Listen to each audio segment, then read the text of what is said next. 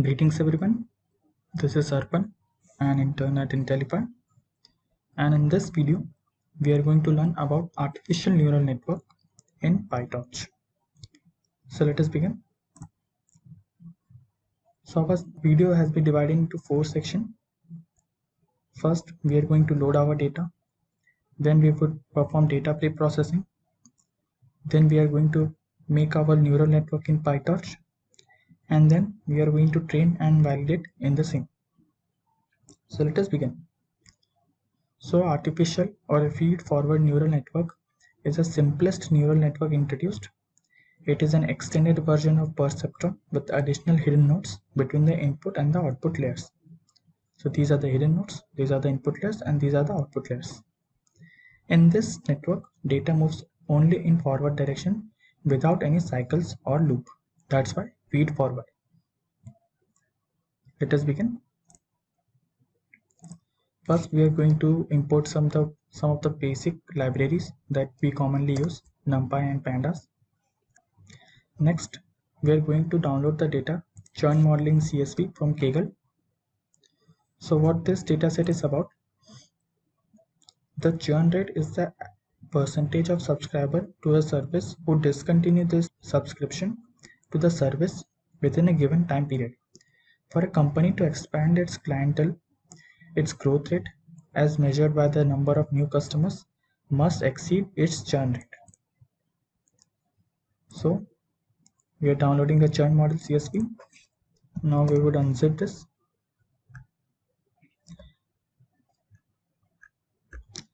Let us now load our data. So here you can see our churn modeling CSV.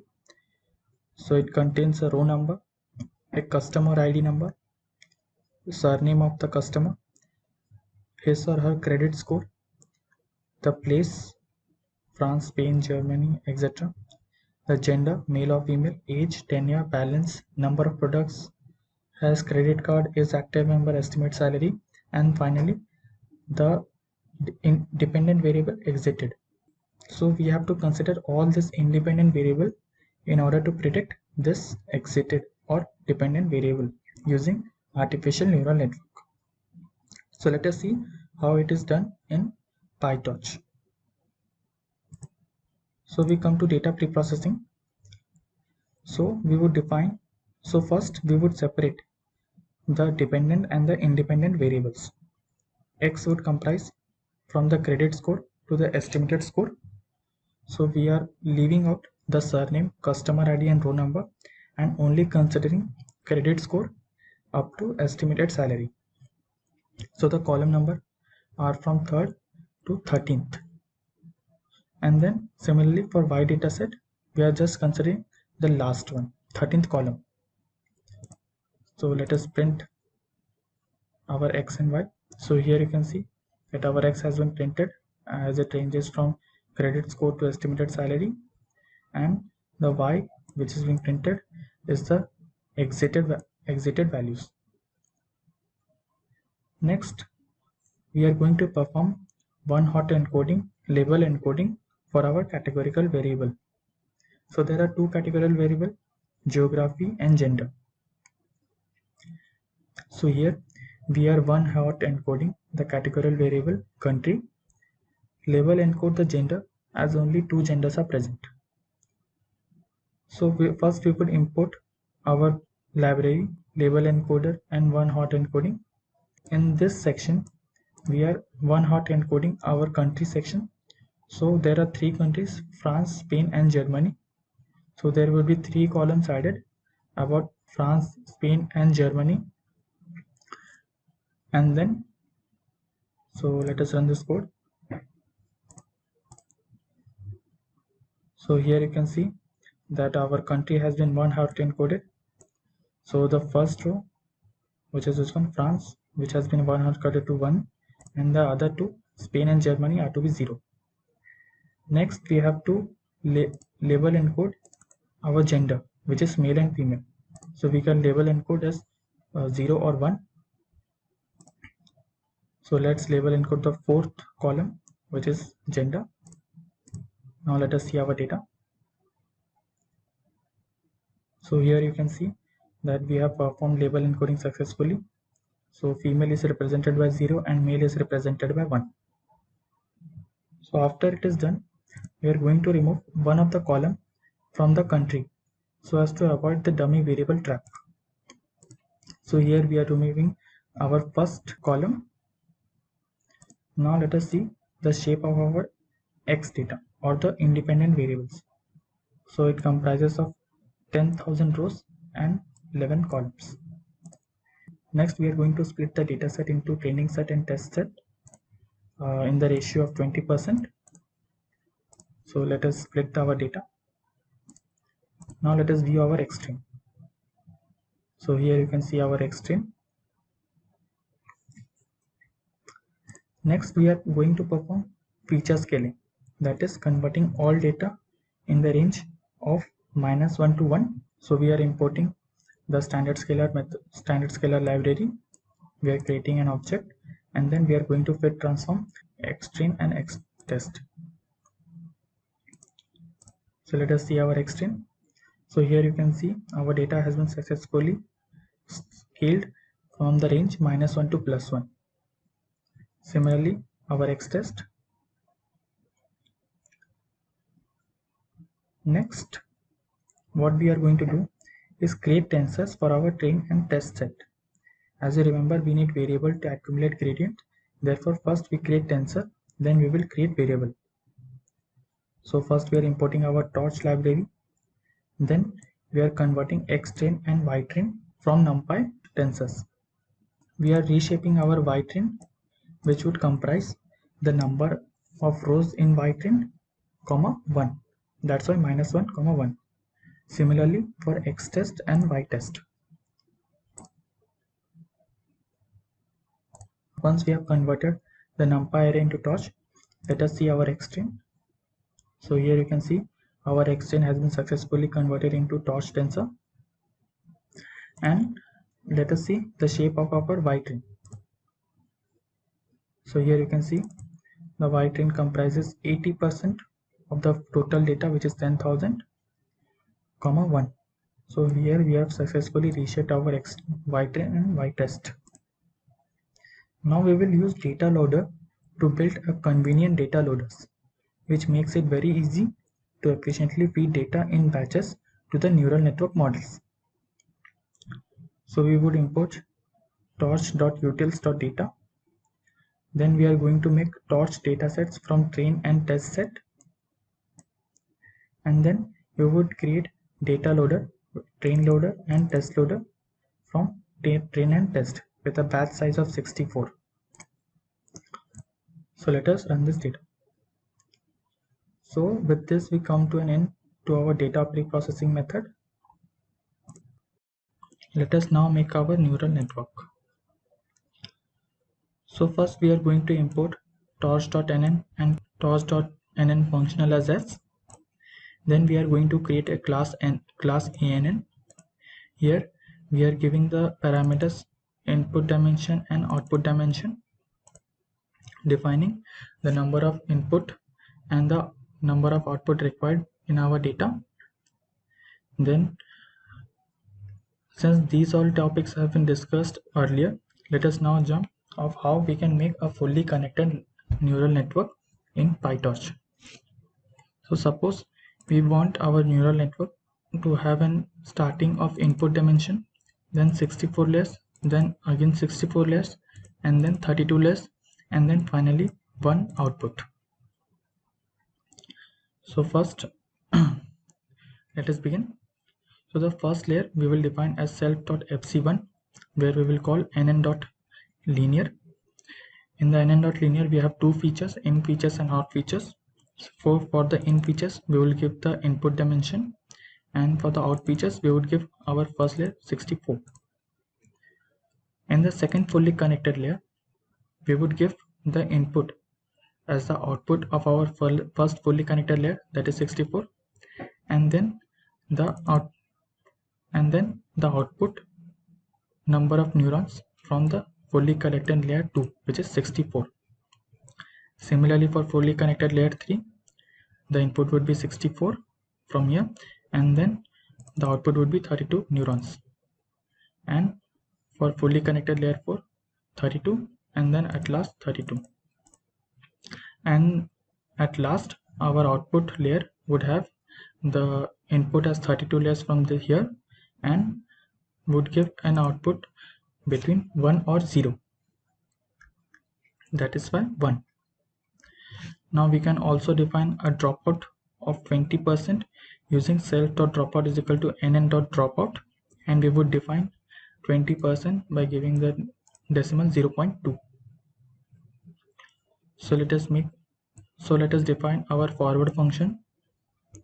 The fully connected layer self.fc output layer information and self.relu activation function makes it a non-linear. The input x is passed to the fully connected layer self.fc of x. Then the step function self.relu x is applied and it is returned as an output. So we would apply a relu activation to our each fully connected layer. So x is equal to f.relu. So here tosh.nn.functional as f comes into action. So relu, and in the input we give self.fc1, and the fc1 would have the input data as x. Similarly, the relu for our fully connected layer 2, and then we are adding a dropout layer, and then again relu for fc3 and fc4. Then for the last output layer we don't add any relu activation function. Now return the created model. Since we want the output to be 1 or 0, we would use sigmoid. Now let us run our artificial neural network class.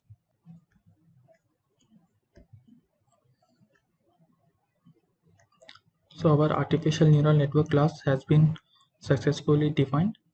So let us create a neural network model. So it would be equal to, we have to define two parameters, input dimension and output dimension.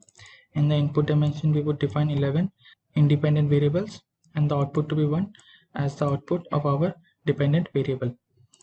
Now let us print the architecture of our model. So here you can see the architecture of our model. So the in features are 11 and the out features are 64. So here we have defined our neural network, which comprises of 11 neurons in the first layer, and then the hidden layer comprises of 64, 64, 32, 32 neurons, and at last one output with a dropout of 0.2 at two places, at one place. Now we will define our loss and optimizer. So for loss we can define BCE loss, binary cross entropy, since we have to since our task is to classify binary labels, and then we have to specify the optimizer. So here we are using the as usual stochastic gradient descent optimizer with a learning rate of 0.1. Furthermore, you can also define other parameters such as weight decay, momentum to our stochastic gradient descent. So let us run our snippet. Next we come to our final section, train and validate. So we would define our variable from tosh.autocad. Then we would define the number of epochs. Suppose we want 100 epochs. Then we would keep some list to keep track of loss and accuracy during each epoch. So if we are defining here 5 arrays, one is the epoch list, another is train loss list and validation loss list, train accuracy list and validation accuracy list. So these would be helpful in plotting a graph later on. So first I switch the module to mode .train so that the new weights can be learned after every epoch. So we would define model.train. Then comes the training part. So for epoch in the range epochs, so for every epoch, first we will monitor the training loss. So training and validation loss, we would define them to be 0 initially. Now comes the training part. So first we are loading our data from train loader as for data comma target in train loader, we would load our data. Data is equal to variable of data dot float, and then target variable target dot type torch dot float tensor. Now we would clear the gradients of all optimized variables before we start the back propagation. This is a necessary step as PyTorch accumulates the gradient from the backward passes from the previous epochs. Optimizer.0 would perform this step. Next, we are going to forward pass our model. So compute predicted outputs by passing the inputs to the model. So if we are passing our data and we are keeping our predicted value in the output. Now we are converting our predicted value to round them into a particular value. Now these are the functions to check the accuracy and the total corrected prediction. So to the check to accuracy, total is equal to total plus length of target, and total correct prediction is equal to correct plus predicted is equal to target dot sum. Now we would calculate the loss as loss is equal to loss function output comma target, and then we would perform a backward pass, compute gradient of the loss with respect to the model parameter by loss dot backward, and then we would perform a single optimization step parameter update, that is update the weight accordingly by optimizer dot step. Then we would update the running training loss. So training loss is equal to train loss plus loss dot item into data dot size of 0. Now we are going to calculate the average training loss over an epoch. So train loss is equal to train loss divided by length of the train loader dot data set. So this would be our average training loss over an epoch, and then average accuracy by the same method. Next, we are going to append them into our train accuracy list and train loss list. Next, we are going to print for every epoch our epoch, training loss and accuracy. Then we are going to update our epoch. So let us run our model. So in the next step, what we are going to do is plot the epoch list versus the train loss list, and then the train accuracy list to see the loss and the accuracy of our training model. Yes. So here you can see that our model has started to train. So here our model is giving an accuracy of 70% and a loss of 0.25, which is pretty decent. Next, we are plotting a graph. So here you can see that our loss has been plotted against the epoch and it has been continuously decreasing. So it is a pretty good model we have trained. So we can also train it to more epochs to get a better result. So here you can see that our training accuracy is fluctuating between 70%. So it is a pretty decent model. So in order to improve the model, you can try out different parameters using your hyperparameters, that is hidden dimension size, epoch size, and learning rates. You can also try changing the structure of your model, that is adding more hidden layers or reducing them, to see if your model improves. There is a number of different hyperparameter and the model selection techniques popularly used, but this is a general idea behind it. In the end, you can select the hyperparameters and the model structure that gives you the best performance. So with this lecture, we come to an end of training artificial neural network in PyTorch. Hope you all liked it. Thank you.